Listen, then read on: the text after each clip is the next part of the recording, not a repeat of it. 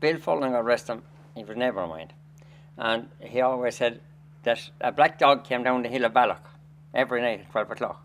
Yeah. So this man said one night, he says, the next time that bloody black dog comes down here, he says, I'll bust him.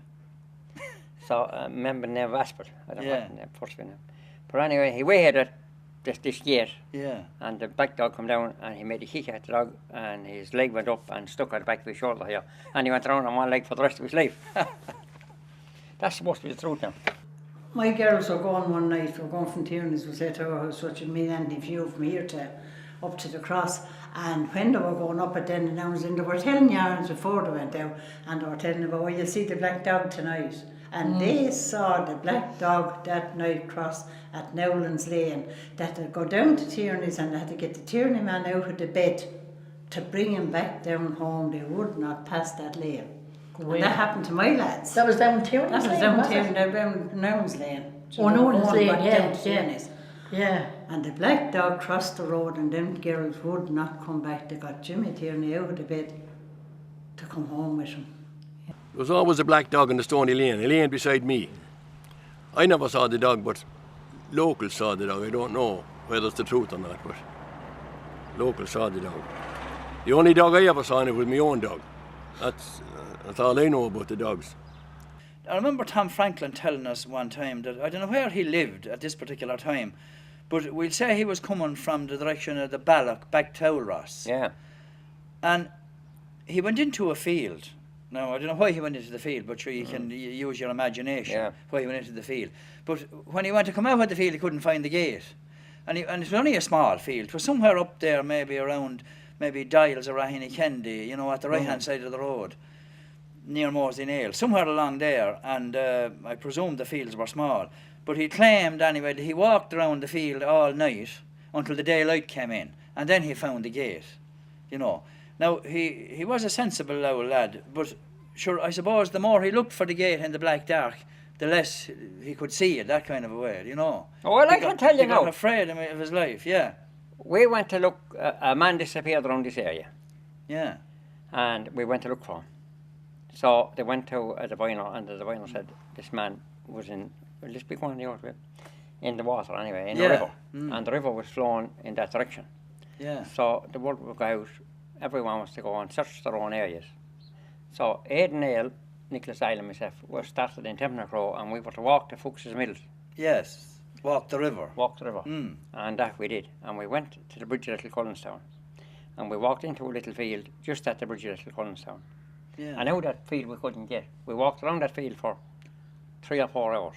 And was this in the night now? In the night, about 11 o'clock for summer evening. Yeah. Summer night. And we could hear the fellas talking on the bridge.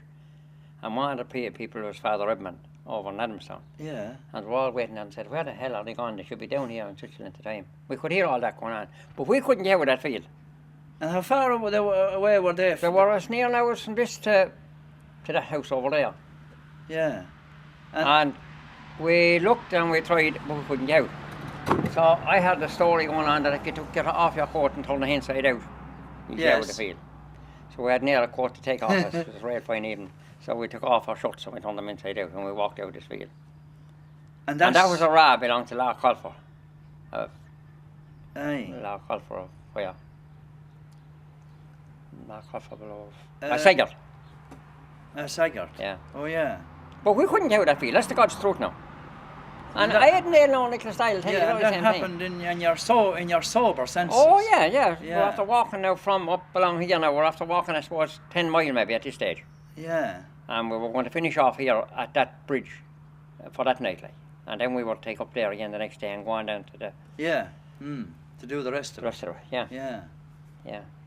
I did hear that somebody said that if you took your coat off and turned it inside out, that you could get out of the field. I don't know if that's true or not, though. Well, I heard it said now years ago. Well, I would have heard it to pray, stop, take off the cap. It was a cap in my case. The man removed the cap and said a prayer, and the minute he did, he could see fine, and he got out of the field. My father got lost in the field once, coming from work. He had to go in this field and go down across it, and he knew where the gap was. could walk to it, he thought, with his eyes shut. It was the winter time. And he went around it and around it and around it, and nowhere could he find the gap. And the next thing, whatever he come out a good bit from the gap, there was a heap of turnips. There was bank, through, and he fell over the turnips, and he knew where he was then. I heard tell of a fella being lost in a field all right, in a heavy fog. He could never get out of it. He had to wait till morning. He was walking around all night in it. Well, now, the man that told that story maybe it wasn't true either. We never know, I know a man that he was after hares, catching hares. And he was standing at this gate, and the next thing he felt like a hand on his shoulder. Yeah. And he said it definitely happened. But it was in a graveyard. It was. Oh, yeah. Some fella coming back, you want to have a talk to him. And then he caught the hare, put the hare in the bag, and about 10 minutes after, there was no hare in the bag. He didn't find the hare at all. That's why he made the one. To some of the boys. Yeah. They're coming up out of the grave. Yeah. And he was bagging them. That was my father. Oh, yeah. Oh, that happened all right. My sister and myself were going home one night. It was only about 10 at night. It was late that time, I suppose. It was pitch dark. Now, and we had a flash lamp, as far as I know, I think we had. And we came up the road up from, as we call it, up from Bishop's, up the cross. And we thought we'd get in over the stile at the rectory, to cross up through the field, up to the house, instead of going up to the gate and up the lane. And we got into the field, and we kept on walking and walking. And we saw this light, and we thought it was a neighbour's house. And we kept on walking around that field for ages and ages and ages. And eventually we got home. Well, it happened to me back years ago down in Castlebora. I was with this man at timber, and we were 3 hours in the field, and no way could we get out. We're sorry, we took a shortcut, but never could get out of the field. Well, I said never again. We couldn't find no gap at all, and we walked and round and round, and so we run home at 1 o'clock in the morning after. We said take shortcuts to the fields, which we never done. We just took to the road. This other man, the farmer was, and we walked around this field, and never could see no gateway at all. Oh, that's back to say 30 years ago, but couldn't get out. Yeah. And we got nothing to eat all day. I remember going to an orchard, getting apples, 8 apples going home at 1 o'clock in the morning. And then the one about the fella couldn't get out of the field. Now that, there were plenty of gateways out of the field. I heard an uncle of mine told me that. He said his neighbour, and I said, now of course, he walked around the field all night and couldn't get out of it. That there was something stopping him. Maybe being at the pub as well. See, it was imagination, is a wonderful thing in the country. One of the things I didn't believe in was people coming back after death. And I happened to be going to the out farm one day, about around 12 o'clock in the day, and I saw this man in the yard, and I stopped and went into him. And when I was getting over the gate, he was gone. But I thought he was gone into his house. And I went to the house, a couple of the houses in the yard, and called his name, and he didn't appear. So I said to us all, the bloody cod, that the man was dead 6 or 8 months at the time. Now, when I went out, the daughter was with me. When I went out on the road again, the daughter said to me, Daddy, where's the man gone that was sitting on the stone there, rubbing the dog? And that's the time I firmly believed that he was there. I thought I was seeing things, but God, when she saw him, there must have been some truth in it, So that's what happened.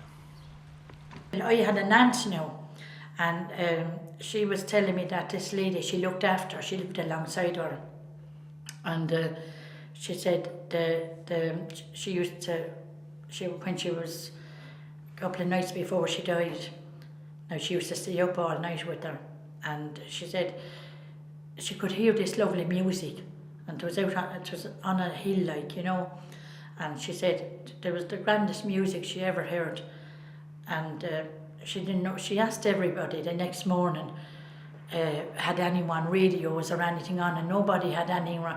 This was after 12 o'clock at night, and she said you couldn't explain the music. It wasn't like music you'd hear on a radio. It was very hard to explain it. She told me this herself now, and she said it was lovely music anyway, and the woman anyway she was looking after died that morning. We had a big house, a 30 room house. It was an old school rectory. It was on the cross now. There were Gibbonses there, and on the cross was our house, was destroyed by fire in the 60s. And every night, well, most nights you go to bed late, you hear it. A walking stick going across. Now I tested the lad's bed, I tested the windows, I tested everything, and there was nothing to make any noise like that. But it was there, and I know, I have heard lately, now my mother never showed us any fear, but I think she was nervous of that, because my brother said that she used to avoid going there. But the dad slept in that bed, and I went in several nights and I heard a knock, and I saw nothing, I heard nothing more. But I was a bit nervous, but as I say, I tried the bed, I tried the door, I tried everything that would make a knock, and there was nothing to make a knock. Yeah. But it was there, it existed. I know I heard it myself, and my sister heard it, and she used to be afraid of her life. But house down with us there now in Mr. And they were haunted. There was a room in that, and it was supposed to be haunted. Yeah. Yeah. Where's that now? Is that Frank Folland? Aye. No, Folland, yeah. What used to be Hickey's, so. Hickey's one time, yeah. And this room you couldn't go into it. And we're often there now. Black Ned now we used to call him, was that one night? Yeah. And there was this coach and 4 black horses used to come down into the yard, turn around in the yard, and 12 o'clock in the night. And Ned was there one night anyway. He would mind the house. And about 2 o'clock in the morning he had this big racket anyway. And because Ned left out of bed and he scooted it up playing as hard, home as hard as he wouldn't go back in for any money, fighting the daylight. But this room was locked up in it. And some years ago, it was built up now, the door now was built up. Yeah. And they broke down the door, and there were, Ned would be able to tell us more about it now, there were a uniform, soldier's uniform, saddle and bridle, hanging up on the wall on the Sunday. But should it fall asunder would dampen our age? But they were supposed to belong to a man that was killed there, or died there. Yeah, yeah. Yeah, John Boxwell. Oh yes, well that was, yeah, sure, that was in 1798 he died, yeah. Yeah, well that room wasn't open now for years and years and years, you know. Yeah. It is open now again, I'd say, you know. Aye. Yeah. I remember listening to a man one night, and I could never accuse a man of telling lies. He was very serious in telling this one. He was walking through Rationalizing one night, and he heard the step come behind him, and he waited on the step. It was late at night. But the step, when he stopped, the step would stop. He'd walk off another bit, and it followed him the whole way home. That time, old fellas used to do a lot of walking. Yeah. They'd be walking from one house to another. So, whether it was someone that he knew or what, I don't know, but I firmly believe that this man had heard something or saw something, you know. There was a lot of it going on that time. You won't see as much of it now. Of course, people are going around in cars now, they wouldn't see it. I do know that Psyche died. Remember Psyche died, and he used to drive a scooter around the place. This is modern now, and it's a real kind of I don't know what you call it, unexplainable. But he often got a puncture on the side of the road. He'd often be seen mending a puncture on the scooter, right? And now he got 6 or he was 80 when he died, or over 80. Yeah. But bringing him to the church, the funeral was going past the house. and it got punctured. They were wondering why. There was no sign the hearse coming, and the hearse got punctured. And I'd never heard it happen with anyone else, anywhere. I remember my father telling me one time that he was coming down from work, but it wasn't here now in Raheen, it was in another place. And he was coming down from work anyway, and then it was in the evening, getting a bit dark in the evening. And this, he said he was just coming down near his own house when this man walked right across the road from one side of the field into the other. And he said he just thought he was, feeling a bit queer about it, but he said that it passed off anyway and he thought no more about it. But he said the next morning, the very same man was dead in the village. When a person had died in Ireland, like years ago, they used to get people, to lay him out, shave him and all that, and put the rosary beads, the habit on him and all that. So this bloke, smashing looking bloke he was, and he shaved him like, and when there was up, at the wake saying a few prayers, he was going around with the head, twisting it different ways and all that, And because there was nothing else, he done it, left it right at the end. But when he was going home that night, about 12:30 or so, he had to climb over this ditch, and he reckons he got the unmercifulest belt in the jaw, and his jaw was broke, and his face was turned, and the bloke said, and he even said himself, that was that person came back, he should have never, made doing things again the dead, trickery work and all that, tricking and making different, things. But that bloke was never cured, his face was turned. You know what I mean? They could never put it right. But I reckon that's what done it, that he made a laugh at the bloke that was dead, and that. But I seen the bloke, I didn't see him when he was alright, but I seen him when he had it, the face was turned around and the jaw was, out. A bit like, but it could never be mended, I reckon, from that he started mucking around, he put a pipe and all this in his mouth, started mucking around with him, and I reckon he came back and hit him, that night. I'll tell you a story about this. This was often told in my town's land where I lived, where I was bred, born and reared. There was a lovely well in a cemetery, in the bottom of the cemetery, the lower corner of a cemetery, and a foal died after being born, and this fella put the foal, threw the foal down in the well. And the well, when he came the next morning, the foal was in the well, but the well was dry, and it was at the far side of the river, the well, and it's still there. Whether that ever happened or not, I don't know, but I heard it so many times when I was young.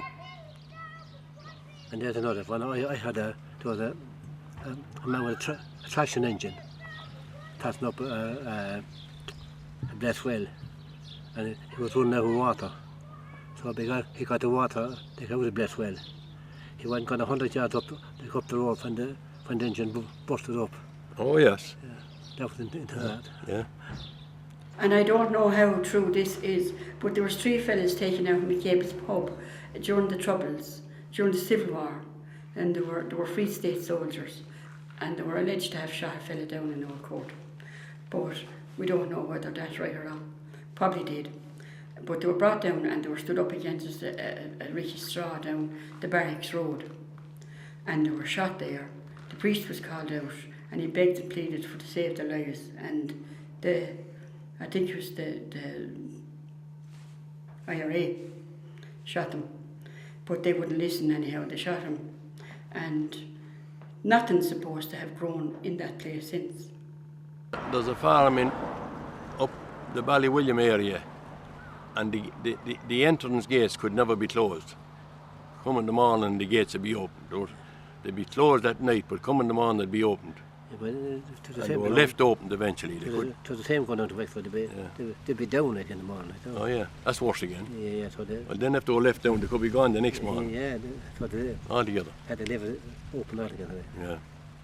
Yeah, there was another one, Jackie the Lantern. Did you ever hear of him? Just tell him that's yeah, well, they reckon if you go in a field, and he's his light is around there, do you know what I mean? That you will not get out of that field till the daylight come in the morning. You can't find the gate. You'll keep going around. But I did see them lights, you know, when I was a youngster, but I was scared, you know what I mean? I'd be scared, you know, I used to even go on me tippy toes when I was a youngster, by this house. It was supposed to be haunted. Yeah. You know, and to tell you, you know, when you go around, you know, to those old farmers' place and that, you know, for winter's evening and that. Oh, they got so-and-so will be back tonight. This is their birthday. They're dead now 20 odd years, you know. And today's their birthday, they'll be back. And just I'd be going home, you know, along by that house, and I go on my tippy toes, you know. I'm thinking that they're alive in there. You know. Yeah. Nearly 20 years ago, I wasn't living around here. I was living down in a place called Adamstown. And my wife, God rest her, was with me that time, and I had a little girl. And I used to go out of a Sunday night, like down Forest Cammers for a drink. So this night I went out and I took out the car, and I come around the corner of the house, and I was looking out up over Carrickburn, like as I thought. I see this big ball of fire in the sky. And it was real low, and I started watching it. And I said, watching it, for surely I did, I did for a good 10 minutes.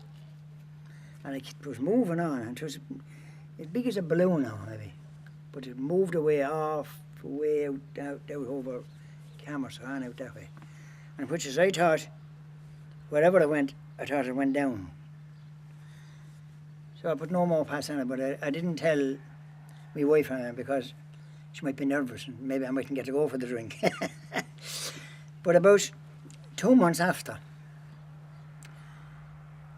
or it could be 3 months, I was going out one night and my wife's cousin was in. I had proof of it this time, you see. I went out and I looked and I seen it was coming the very same way. And I called them all out. And they seen it the same as what I did. And it was going the very same direction. A big ball of fire, red as blood. And I went on the very, very same direction. We watched it, and I went, and which is we thought it went down again. And I don't know what it ever was.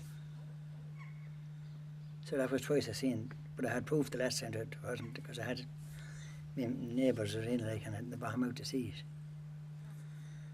And it's no length ago now since I heard one morning on South East Radio where there were fellas coming to work from Wexford.